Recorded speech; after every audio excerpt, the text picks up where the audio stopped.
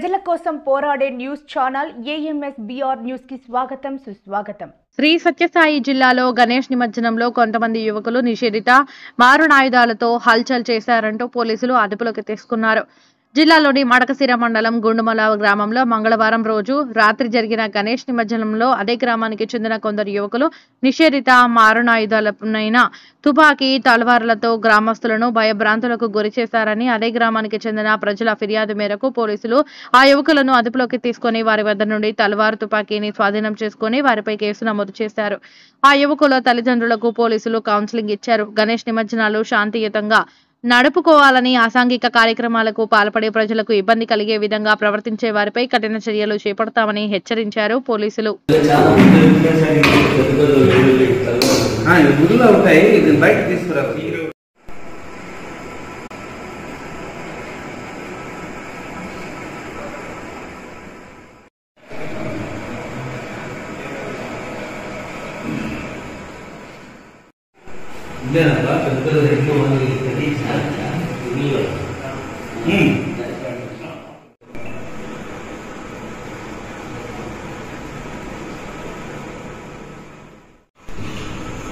నిన్నటి దినం మడకశిర మండలంలోని గుండుమల గ్రామంలో జరిగిన వినాయక నిమజ్జనంలో అదే గ్రామానికి చెందిన పక్క గ్రామానికి చెందిన 7 మంది పిల్లలు నిషేధించబడిన మారణాయుధాలు, కత్తులు, అలాగే ఆన్లైన్లో తీసుకున్న ఎయిర్ పిస్టల్ పెట్టుకొని ఆ ఊరేగింపుల్లో డ్యాన్స్ చేసి ప్రజలకి భయాందోళన కలిగే విధంగా ప్రవర్తించినందుకు గ్రామస్తులు ఇచ్చిన సమాచారం మేరకు ఈరోజు ఆ 7 మందిని అదుపులోకి తీసుకొని వాళ్ళ దగ్గర ఉన్న కత్తిని అలాగే ఎయిర్ పిస్టల్ని సీజ్ చేసి కేసు నమోదు చేసి విచారణ స్టార్ట్ చేశాము।